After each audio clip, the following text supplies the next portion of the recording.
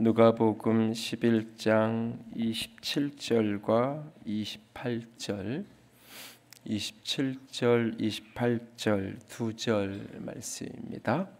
다 함께 읽겠습니다.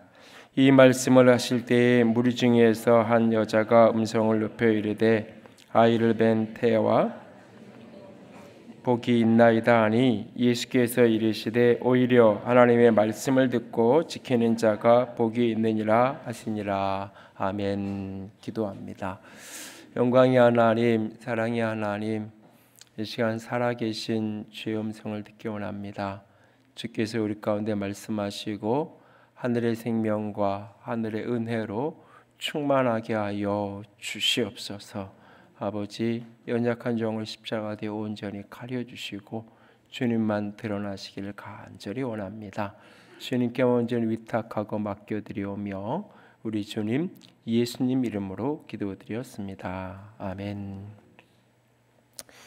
오늘은 39년생인 아버님의 생신인데요. 사실 어제 그래서 가족들이 잠시 모여서 식사를 했습니다. 일제강점기에 태어나서 전쟁과 가난과 혼돈의 어두운 시대를 살아오셨는데요. 건설 노동자로 힘겹게 삶을 살면서도 평생을 가족을 위해서 교회를 위해서 헌신해왔던 아버님의 인생이 스쳐갑니다.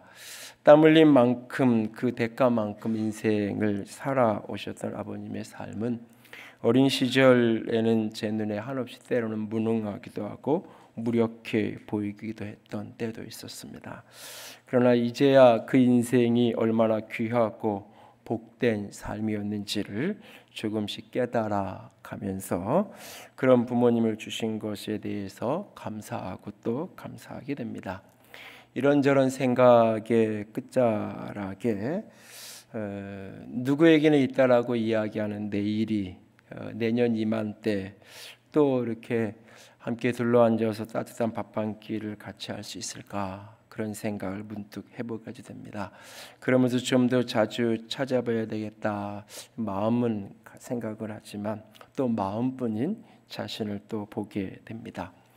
학창 시절 이 자리가 창가에 앉을 때면 운동장 저 반대편으로 교문을 드나드는 사람들이 보입니다. 교문을 드나드는 그 모습을 보면 누군지는 정확히 모르지만 어렴풋이 어떤 일로 학교로 왔구나라고 미루어 짐작이 되는 모습을 봅니다. 못난 자식 때문에 불려오는 부모의 모습하고 잘난 자식 때문에 초대받아서 오는 부모의 모습이 사뭇 다른 그런 모습을 보면서 어느 날인가 대비되는 그 모습을 보면서 부모님이 못난 나 때문에 불려오는 일만은 만들지 말아야 되겠다라고 이렇게 교문을 바라보면서 결심을 했던 때가 있었습니다. 그랬던 시간이 훌쩍 지나서 제 나이가 그 부모님의 나이를 지나가고 있습니다. 우리는 부모에게 어떤 자식이었나요? 아니, 우리는 지금 이 시간 부모에게 어떤 자식인가요? 우리들의 부모님은 자식 때문에 속 끓일 일이 많은 그런 부모였나요? 아니면 웃을 일, 미소 지을 일이 많았던 부모였나요?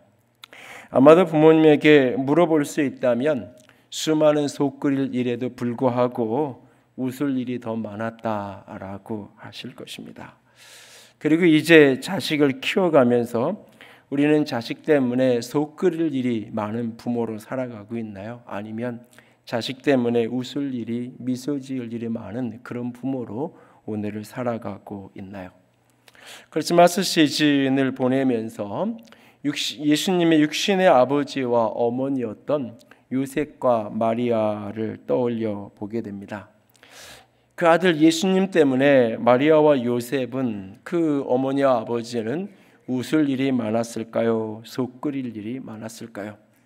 성경에 이것저것 파편적으로 나와 있는 흔적들을 모아보면 아마도 그분들은 웃을 일보다는 속 끓일 일들이 참 많았을 것입니다.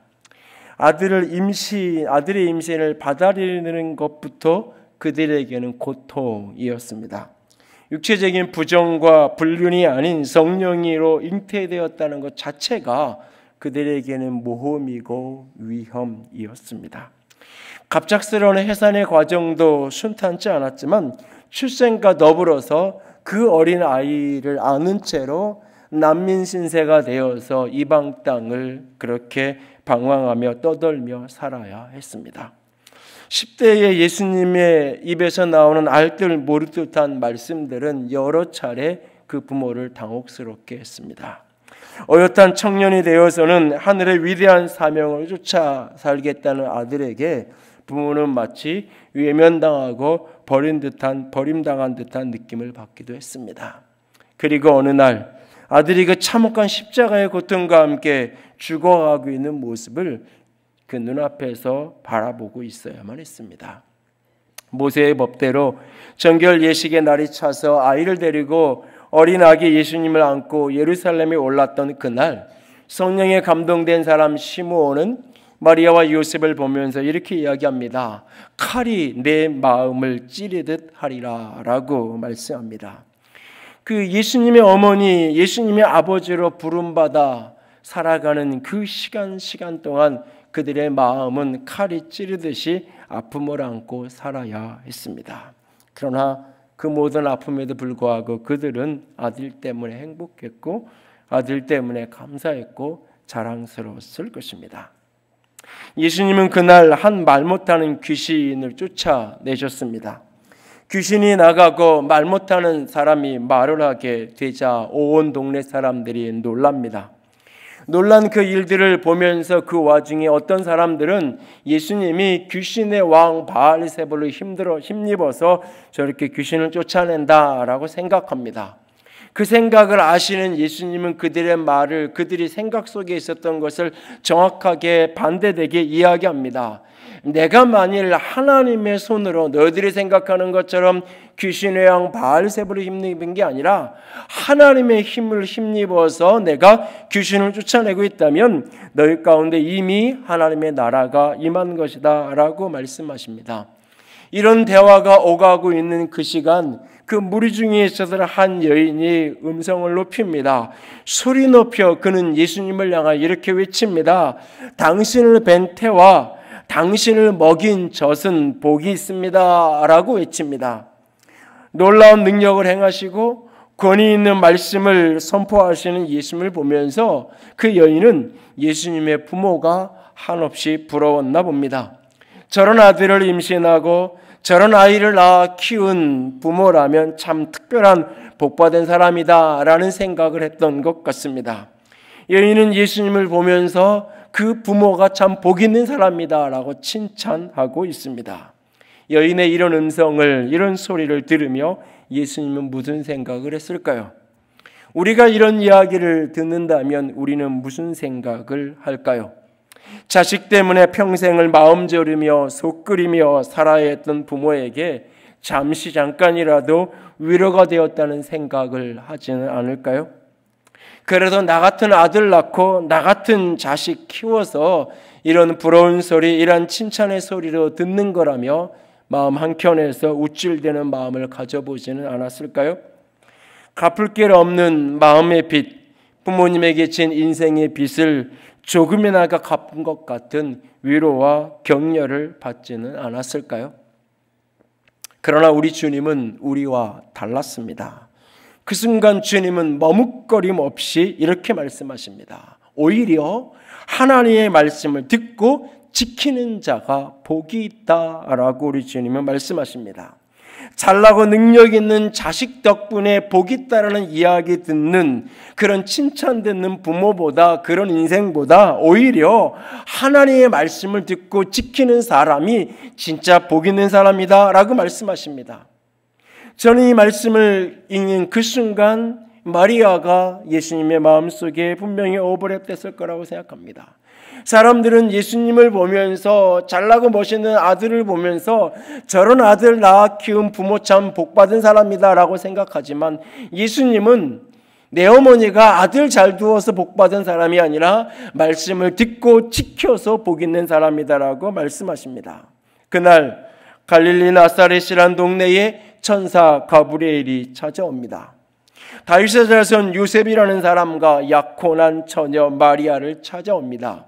17, 18살 됐을 어린 소녀, 처녀를 찾아온 천사의 천마드는 은혜 받은 자여. 그리고 여인을 향하여 천사는 말합니다. 마리아여, 무서워하지 말아라.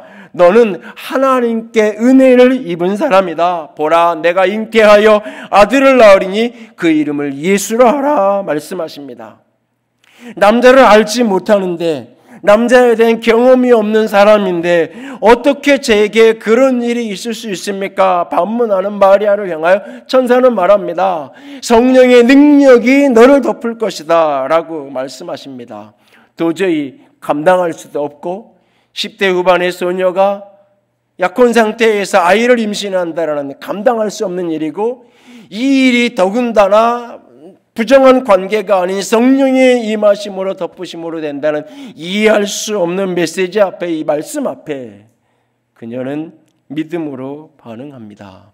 이렇게 그는 말합니다. 대범하게, 주의 여정이 오니 말씀대로 내게 이루어지이다. 그리고 그녀는 천사가 가르쳐준 대로 임신 6개월째인 친족 엘리사벳을 찾아갑니다. 마리아가 엘리사벳의 집에 들어오는 그 순간 임신 6개월째인 엘리사벳 태중에 있었던 그 아이가 요동하면서 배에서 뛰기 시작합니다. 그리고 마리아를 바라보면서 성령 충만함을 입은 엘리사벳은 큰 소리로 이렇게 외칩니다. 여자 중에 내가 복 있다. 내 태중에 있는 아이도 복이 있도다. 주께서 하신 말씀이 반드시 이루어지리라고 믿은 그 여자에게 복이 있도다 말씀하십니다. 주께서 말씀하신 대로 믿은 내가, 믿은 그 여자가 복이 있다 말씀하십니다. 2019년 너는 복이 될지니라 시작했는데 2019년 연말 마지막에 하나님은 우리에게 믿은 내가 복이 있다라고 말씀하십니다. 오늘 우리 하루 공동체, 우리 교회 모든 성도들이 한 해를 마무리하는 시간을 보내면서 약속의 말씀을 다시 붙들고 믿음의 자리에 서는 축복이 있기를 원합니다. 말씀을 듣고 믿는 사람이 복 있는 사람입니다. 자식 잘 둔 부모보다 말씀을 듣고 지키는 사람이 복된 사람이라 오늘 우리 주님은 말씀하십니다. 성경의 마지막 책인 요한계시록은 이게 계시적인 여러 가지 상징과 이미지들이 복합적으로 얽혀 있는 책인데, 이 책에는 7이라는 숫자와 얽힌 많은 에피소드들이, 많은 상징적 사건들이 등장을 합니다. 그 가운데에 요한계시록에는 복에 대한 이야기조차도 7번 등장합니다. 그래서 요한계시록에 관한 7가지 복에 대한 메시지가 등장하는데, 요한계시록이 시작되어진 1장과 요한계시록이 끝나는 마지막 22장 처음과 마지막에 첫 번째 복과 마지막 복이 하나로 오버랩되어집니다. 그 복이 뭔지 요한계시록 1장 3절과 22장 7절을 다 같이 한번 읽습니다. 이 예언의 말씀을 읽는 자와 듣는 자와 그 가운데 기록된 것을 지키는 자는 복이 있나니 때가 가까움이라. 보라, 내가 속히 오리니 이 두루마리의 예언의 말씀을 지키는 자는 복이 있으리라 하더라 말씀합니다. 말씀을 듣고 말씀을 지키는 자가 복 있는 사람이다 말씀하십니다. 왜 말씀을 듣고 지키는 것이 다른 어떤 것보다 더한 복일까요? 왜 능력을 행하는 멋진 자식 둔 복보다 말씀을 듣고 지키는 순종의 복이 더 큰 복일까요? 왜 말씀을 듣고 지키는 것이 복인지 두 가지 이야기를 나누기 원합니다. 첫 번째로, 말씀은 표적이 아닌 하나님의 실제입니다. 말씀을 듣고 지키는 것이 복인 까닭은 말씀은 표적을 뛰어넘는 하나님의 실제이기 때문에 그렇습니다. 본문 이야기를 몇 절 위로 올라가 보면 16절에 그 말 못하는 귀신이 쫓겨나서 말하게 되어지는 이 사건을 배경으로 한 본문 속에 16절에 이런 말씀이 있어요. 같이 읽을까요? 16절. 또 더러는 예수를 시험하여 하늘로부터 오는 표적을 구하니. 사람들이 예수님에게 하늘로부터 오는 표적을 구했다라고 말합니다. 여러분, 말 못하던 사람이 귀신이 쫓겨남으로 말미암아 말하게 되었어요. 온 동네 사람들이 저 사람이 말 못하는 사람이라는 거 다 알고 있었는데 말 못하게 하는 그 귀신이 한순간 쫓겨남으로 온전케 되었어요. 그런 놀라운 기적을 보면서도 하나님의 성령으로 말미암아 이런 일이 생겼구나라고 하는 것이 아니라 이거 귀신의 왕을 힘입어서 더 센 귀신이 역사해가지고 이런 일이 생긴 거야 라고 생각하고 그렇게 여기던 사람들. 그런데 그런 사람들이 예수님에게 하늘로부터 오는 표적을 보여달라고 이야기합니다. 표적이라는 것은 사인입니다. 실제가 아닌 실제를 가리키는 표지판이 바로 표적입니다. 하늘로부터 오는 표적을 구했다는 것은 예수님 당신이 하나님이 보낸 분이라는 것을 한번 증명해 달라고, 그 증거를 좀 보여달라고, 증표를 보여달라고, 당신이 하나님의 아들이요, 당신이 진정 그리스도라는, 당신이 하나님께로부터 온 사람이라는 것을 우리에게 증거로, 확증으로, 좀 기적으로 보여달라고. 그런데 말 못하는 사람이 귀신을 쫓겨나서 말하게 되는 것만큼 사실 놀라운 기적이 어디 있어요? 그럼에도 불구하고 사람들은 표적을 보여달라고 이야기하고 있어요. 표적은 실제가 아니에요. 그래서 어떤 기적을 보고도 믿음의 눈이 열리지 않고 말씀의 귀가 열리지 않은 사람은 어떤 기적을 보고도 믿음의 자리까지 나아가지 못해요, 사실은. 예수님께 행하신 기적 가운데 가장 대표적인 표적적인 기적이 있어요. 그것은 바로 오병이어 사건이에요. 마태, 마가, 누가, 요한복음 4복음서에 동일하게 등장을 하면서 특별히 요한복음 6장에서는 이 오병이어의 기적이 갖는 메시지가 무엇인지를 길게 설명하기까지 해주셨던 5,000명이 보리떡 5개 물고기 2마리를 먹고 배불리 먹고 12광주리가 남았다는 기적적인 사건. 이 사건은 단순한 기적이 아니라 예수님이 하나님의 아들이요, 예수님이 영원한 생명을 우리에게 가져다 줄 생명의 떡인 것을 계시하고 보여주는 표적이에요. 광야의 이스라엘 백성들이 만나를 먹었자 하늘에서 내려오는 떡인 만나를 먹었지만 그들은 또 배고팠고 그들은 죽었어요. 오늘 광야에서 이스라엘 백성들이 그 빈들에서 보리떡 5개 물고기 2마리로 예수님의 손에서 떼어진 그 떡과 그 고기를 먹었어요. 배불리 먹었어요. 그래도 다음 날이면 또 배고플 수밖에 없어요. 예수님은 하늘에서 온 영원한 생명, 영원한 목마름과 영원한 굶주림을 해결하실 생명의 떡이라는 것을 이 사건은 계시적으로 보여주고 있는 표적이에요. 그러나 믿음의 눈이 열려 말씀을 듣는 귀가 열려 그것을 보지 못하면 그냥 배불리 먹었을 뿐이지, 놀라운 기적을 경험했을 뿐이지, 그것을 통해 예수님을 알게 되는 자리까지 나아가는 그 사건은 표적이 되지를 못해요. 그래서 예수님의 오병이어 기적이 일어난 이튿날 수많은 사람들이 예수님을 찾아온 그 모습을 보면서 이렇게 말씀하세요. 요한복음 6장 26절 같이 읽습니다.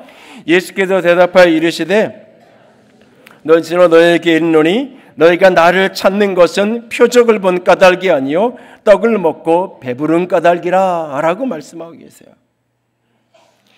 지난 목요일날 5일날 JTBC 뉴스룸 앵커 브리핑에서 스팸 넣지 마세요라는 제목의 브리핑, 뉴스 브리핑을 하는데 거기에 오병이어 사건이 언급이 됩니다. 22년째 동결 상태인 어린이집에 지원되는 급식비 예산에 대해서 이 국회의원들이 굉장히 냉담하고 냉정하게 반응하는 그 일들을 비판하는 뉴스인데 앵커 브리핑은 이렇게 시작됩니다. 인파는 구름처럼 몰려들었습니다. 떡 5개, 물고기 2마리 무리에게 주니 먹은 사람은 5,000명이나 되었더라. 마태복음 14장 19절에서 21절. 줄인 자들을 위해서 준비된 음식은 5덩이의 빵과 2마리의 물고기. 오병이의 기적으로 기억되는 예수님의 기록. 허기진 5,000명의 군중은 빵과 물고기를 모두 배불리 먹었습니다. 다 배불리 먹고 남은 조각을 12바구니에 차게 거두었으며 마태복음 14장 20절. 아니 배불리 먹고도 12광주리의 음식이 남았다고 하니 한때 유행했던 그 단어를 적용한다면 그야말로 창조 경제라고 해야 할까. 이어지는 앵커 브리핑은 급식비 예산을 좀 올려달라고 이렇게 국회의원들에게 자꾸 문자를 보낸 것을 스팸 취급하면서 계속 이런 스팸을 보내면 오히려 그 예산을 깎아버리겠다고 이야기하는 국회 예결산 위원장의 문자를 주고받은 이야기로 이어지면서 정치인들의 자기랑 직접적인 관련이 없는 부분에 대해서 아주 냉담하고 이렇게 무정하게 반응하는 모습을 지적합니다. 그리고 앵커 브리핑의 마지막은 다시 오병이의 기적 이야기로 이어집니다. 5천 명의 군중의 몸과 마음을 가득 채운 오병이의 기적. 실은 그것은 기적이 아니었습니다. 누군가는 자신보다 더 줄인 사람을 위해서 품에 있던 음식을 내놓았고 아예 타인을 위해서 먹지 않은 사람들도 있었을 것입니다. 기적이 아니었지만 기적이란 이름이 붙은 이유는 자신보다 타인의 고통을 먼저 헤아린 사람들의 그 마음 때문이었겠지요. 저는 이 앵커 브리핑을 통해 기자가 하고 싶은 이야기가 무엇인지, 그가 느끼는 답답함과 안타까움이 무엇인지는 충분히 공감합니다. 그러나 성경에 대한 피상적이고 주관적인 해석은 개탄스럽지 않을 수 없어요. 기적을 보고도 기적을 기적이라고 인정하고 싶지 않은 인간의 어리석음이 그대로 드러납니다. 다른 어떤 기적과는 달리 오병이의 기적만큼 부인할 수 없는 기적. 그럼에도 불구하고 이 기적을 예수님이 하나님의 아들이여 생명이 떡인 것을 우리에게 알려주는 표적적인 기적으로 보지 못하고, 어린아이 하나가 자기 먹으려고 도시락 싸온 거 예수님이 먹을 게 어딨냐라고 말하니까는 어린아이가 내놓는 걸 보고 다른 어들들도 사실은 몰래 도시락 싸오고 있었는데 자기 혼자 먹으려고 안 내놓고 움켜쥐고 있던 사람 어른들이 애가 내놓는 거 보고 마음에 찔려서 나도 사실 싸온 거 있는데요, 나도 싸온 거 있는데요 라고 하면서 다 움켜쥐고 내놓고, 어떤 사람은 애써 먹고 싶어도 에이 다른 사람 먼저 먹어라 그러면서 애써 먹지 않고 참고, 그래서 모인 게 다 배불리 먹고 남은 게 12강줄이다. 움켜쥔 것 좀 나누면서 살아야 같이 배불리 같이 먹고 살 수 있다. 굉장히 멋있는 해석이죠. 교훈적인 해석이죠. 하나님과는 관계없는. 말씀은 보리떡 5개, 물고기 2마리로 5천 명이 먹었다고.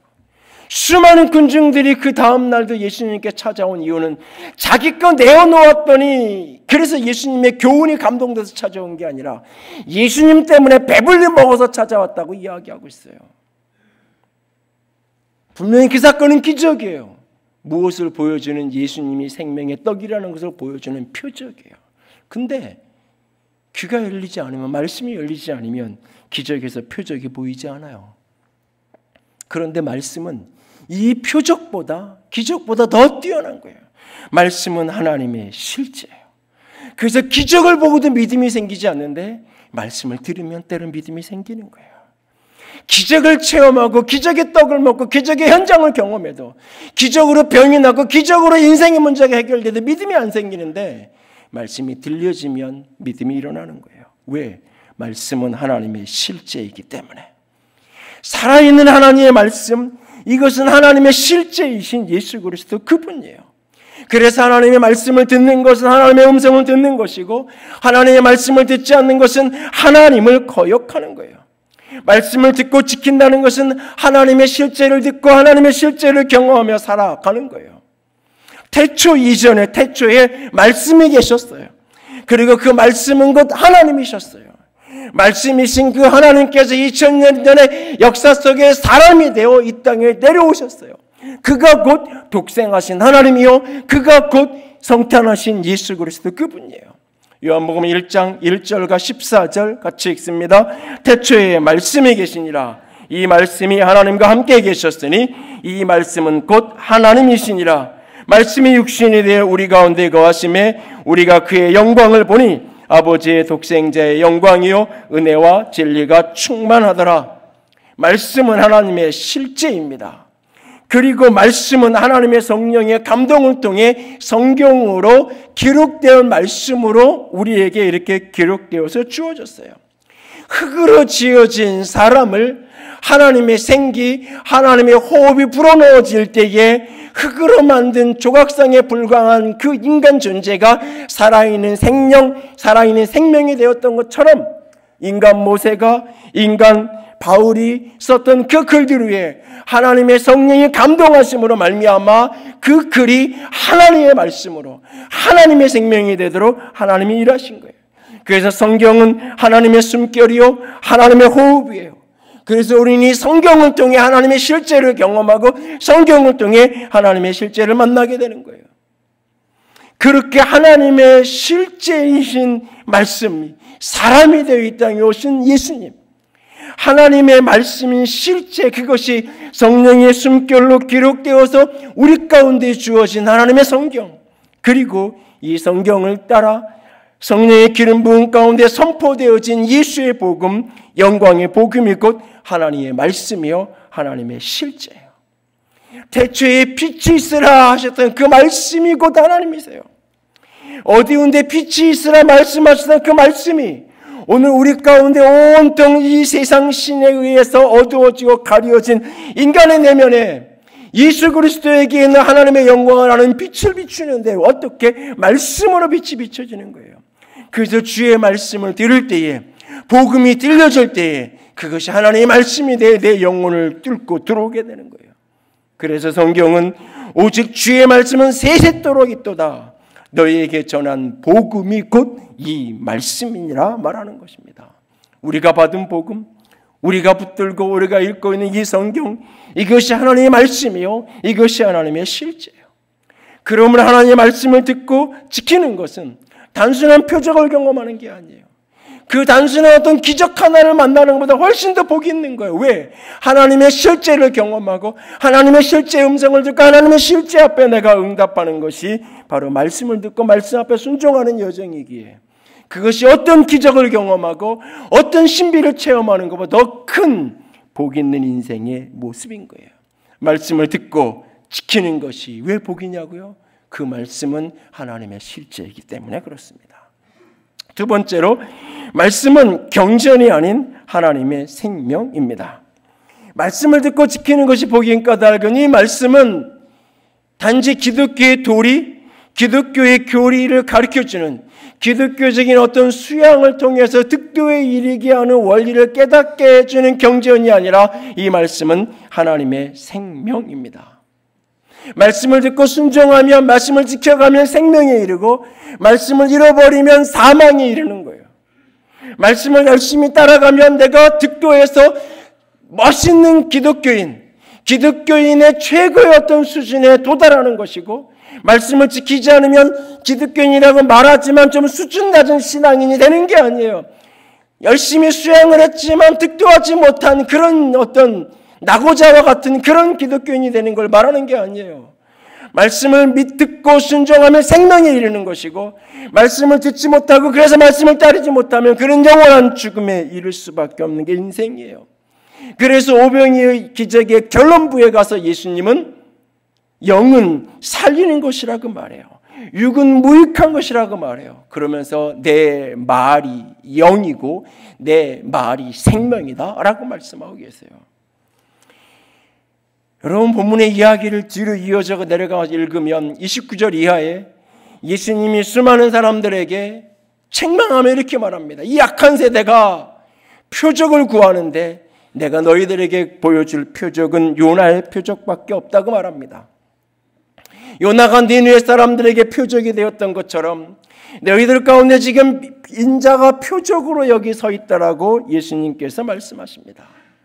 니느웨 사람들이 요나의 말씀을 듣고 전도를 듣고 회개함으로 생명에 이르렀던 것처럼, 그렇게 요나가 니느웨 사람들에게 표적이 되었던 것처럼, 생명이 되었던 것처럼, 요나가 전했던 그 말이, 요나가 풍랑 속에 살았고 물고기 속에 살았고 그런 기적의 표적이 된 게 아니라 요나의 입을 통해 선포된 말씀이 그들에게 증거가 되어 듣고 회개함으로 그들이 생명에 이르렀던 것처럼, 오늘 인자가 너에게 전한 이 말씀을 듣고 믿음으로 지켜가는 사람은 생명을 얻을 것이다.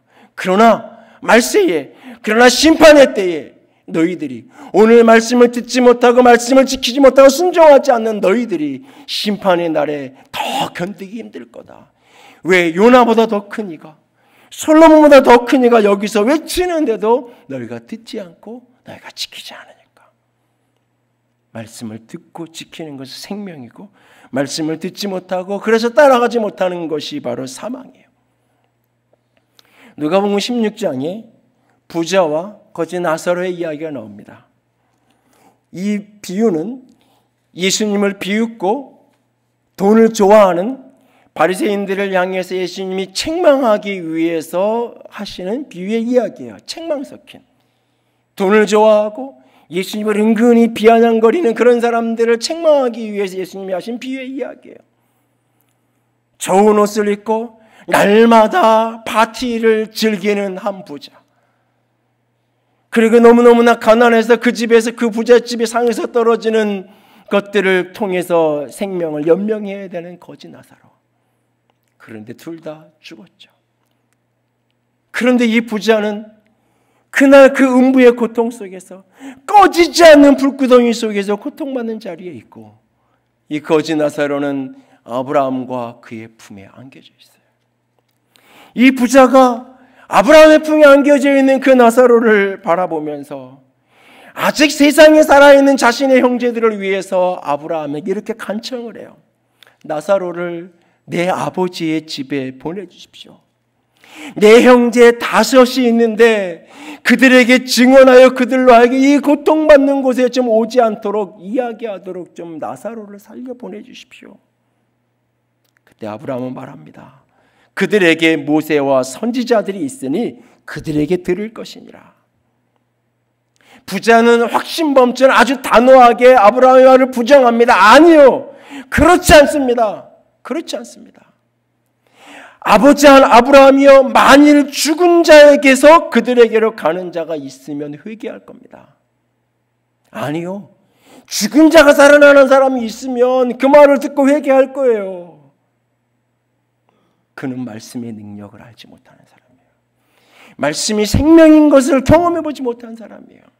그래서 모세와 선지자를 통해 말씀을 듣지 않으면 죽은 자가 살아나는 기적을 보아도 사람들이 깨닫지 않고 듣지 않는다는 것을 알지 못해요. 그를 향하여 말씀은 이렇게 말합니다. 누가복음 16장 31절 같이 읽습니다.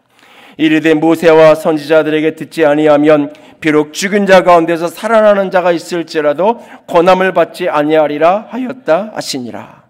그렇습니다.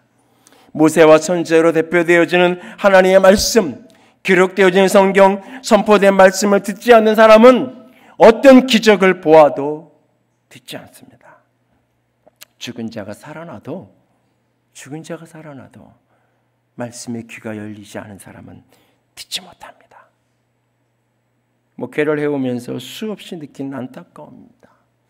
제 눈에는 분명히 기적인데, 제 눈에는 분명 하나님께서 주권적으로 돌보시고 도우신 은혜의 사건인데, 그런데 당사자는 그렇게 생각하지 않습니다. 자기 수고의 결과일 뿐입니다. 자연스럽고 의미 없는 그냥 일상의 과정일 뿐입니다. 짧은 순간 은혜를 깨닫고 기억하는 것 같지만 너무나 쉽게 잊어버린 채 자기 수고만 오래도록 오래오래 기억할 뿐입니다. 말씀을 듣는 귀가, 깨닫는 귀가 선지자 예레미야가 말씀하셨던 것처럼 귀가 할례받지 아니하는 사람은 어떤 기적을 체험해도 생명이 깨달아지지 않는 것입니다. 어떤 기적의 사건을 보아도 그 속에 하나님이 나를 위해서 일하고 계신다라는 하나님의 손길이 보이지 않는 거예요. 사건 속에서 하나님의 말씀으로 해석하는 게 안 되는 거예요. 그런 사람은 어떤 기적을, 어떤 초월을 경험해도 하나님의 말씀이 들리지 않아요. 그래서 요한복음 3장에 사람이 영원한 생명으로 태어나는 거듭남이 어떻게 가능하냐? 오직 성령으로 말미암아 거듭난다라고 예수님은 말씀하셨는데, 베드로전서에 가서 베드로는 어떻게 우리가 거듭날 수 있느냐? 오직 말씀으로 거듭난다라고 이야기해요. 왜? 말씀이고 생명이고 말씀이 영이기 때문에. 살아있고 항상 있는 말씀으로만 우리가 거듭난다라고 말하고 있어요. 살아있고 항상 있는 말씀을 들음으로만 우리가 생명을 얻는다는 이야기예요. 말씀은 경전이 아니에요. 말씀은 생명이에요.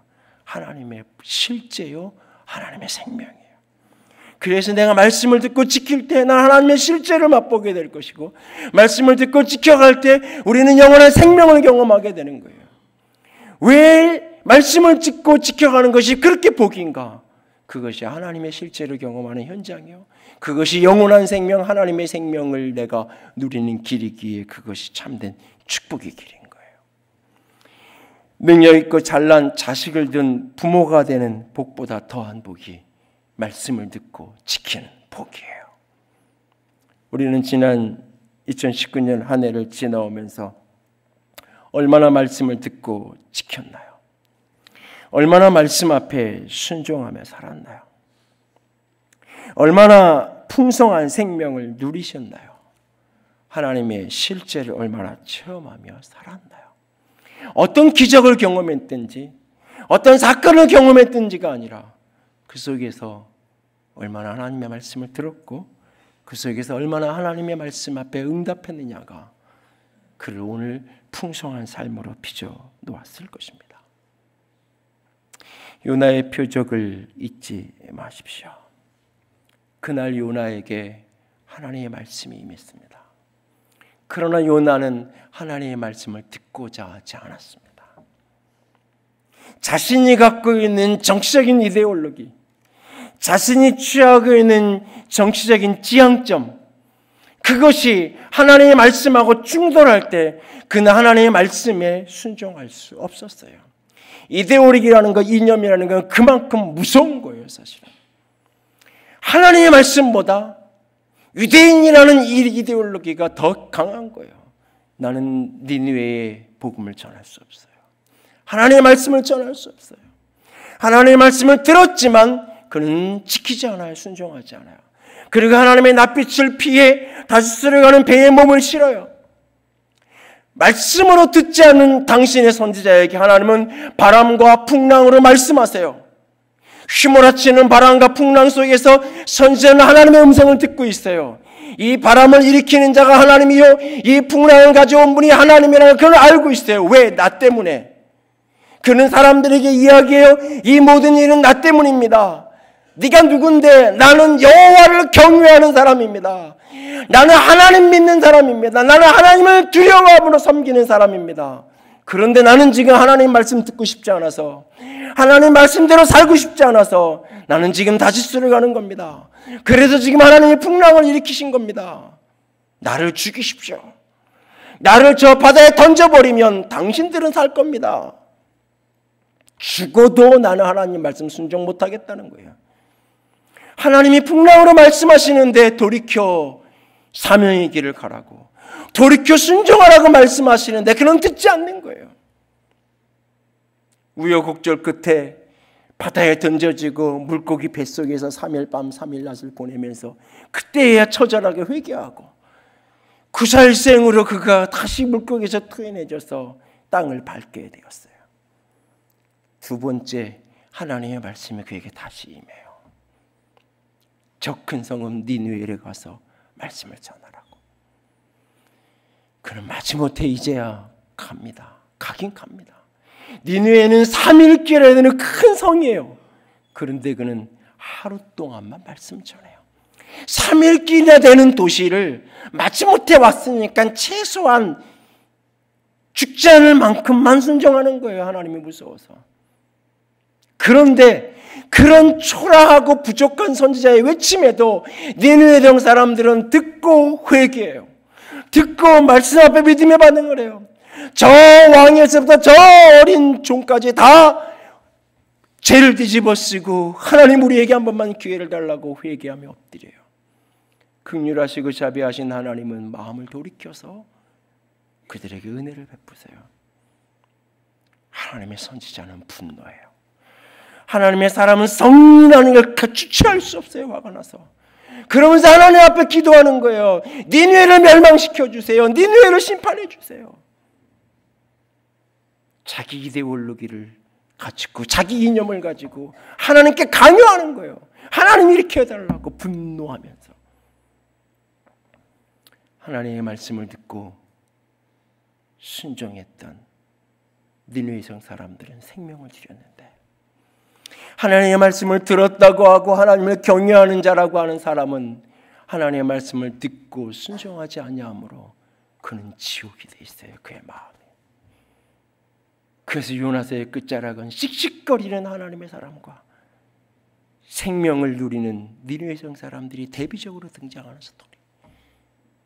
하나님의 시선은 씩씩거리는 그 선지자를 보면서 너무너무 안타까워하시는 마음.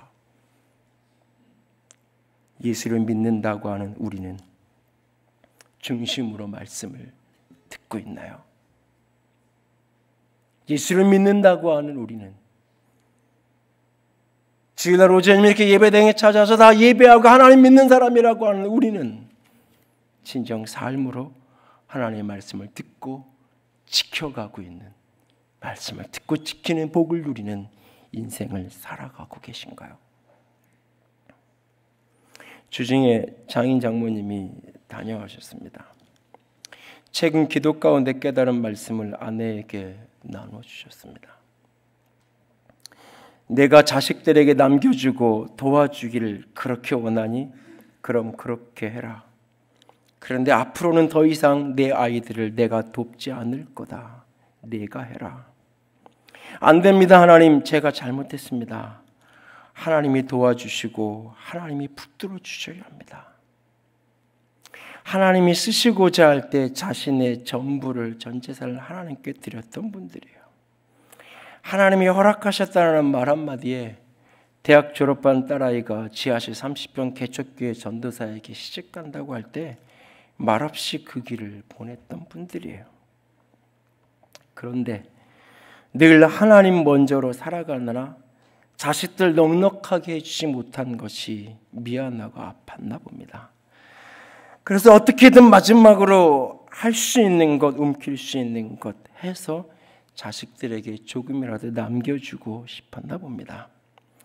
그렇게 자식들에게 줄 수 있게 얽힌 문제 좀 풀어달라고 새벽마다 밤마다 부르짖어도 하나님은 풀어주지 않으십니다.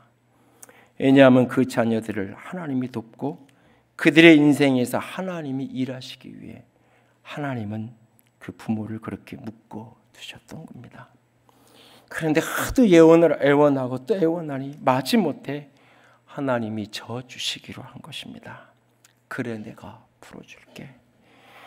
근데 이제부터는 난 내 자식들을 위해서 더 이상 일하지 않을 거란다. 그제서야 정신이 든 겁니다. 그리고 되돌아보니 하나님이 말씀이 들려진 대로 순종하며 살았던 삶이 결코 어리석은 삶도 아니고 헛되지도 않았던 것들이 지나온 인생길에 보입니다. 부모가 도울 수 없던 것들을 하나님이 하셨던 수많은 일들이 눈에 들어옵니다. 부모가 돕고 부모가 해주려 했던 것과는 비교할 수 없는 일들을 그분이 하고 계신 것이 보입니다.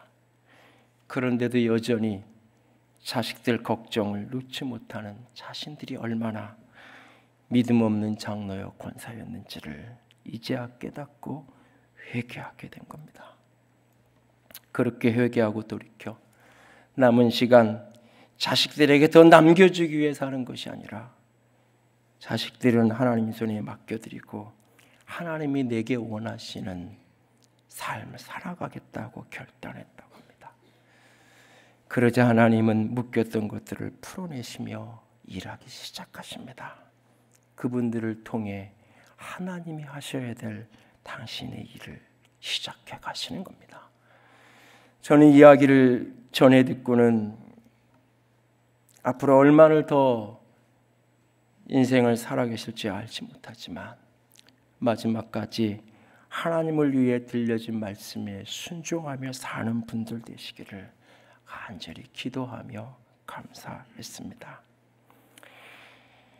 자식 잘 키웠다는 칭찬 듣는 것보다 말씀을 듣고 지켜가는 부모 되는 것이 더 큰 복입니다.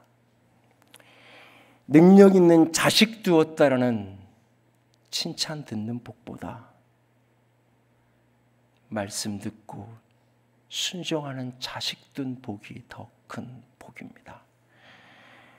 자식에게 부모 잘 만나서 나는 넉넉하게 살았고 나는 부족함 없게 살았고 그렇게 살 수 있도록 도와주셔서 고맙다는 이야기 듣는 부모보다 말씀 듣고 순종해 가는 부모가 영광스러웠다고 그 말 들을 수 있는 부모가 진정 복 있는 부모입니다.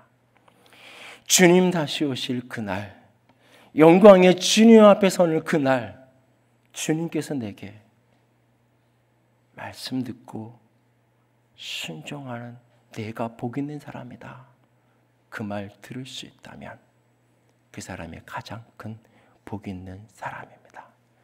오늘 수많은 군중들은 예수님을 향하여 소리칩니다. 당신 같은 아들 낳은 사람이 복 있는 사람이라고. 그런데 예수님은 말합니다. 나 같은 아들 낳았기 때문에 복이 아니라 말씀을 듣고 순종했던 어머니였기 때문에 그분이 복 있는 사람입니다 라고 말합니다. 우리 모두 아들에게 이 말 들을 수 있는 주의 사람들 될 수 있기를 원합니다. 함께 찬양합시다. 주님 다시 오실 때까지.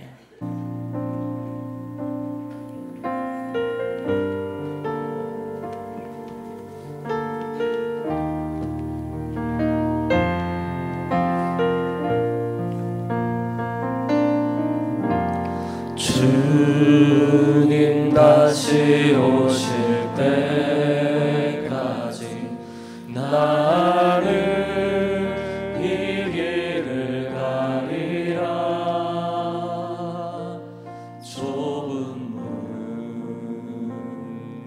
좁은 길 나의 십자가 지고 나의 십자가 지고 말씀을 듣고 순종하는 그 길 끝에서 가는 이 길 끝에서 나는 주님을 보리라. 영광은 내 주님 나를 맞아주시리. 주님 다시 오실 때까지 나는 일어나 달려가리라. 주의 영광 온 땅 덮을 때 나는 일어나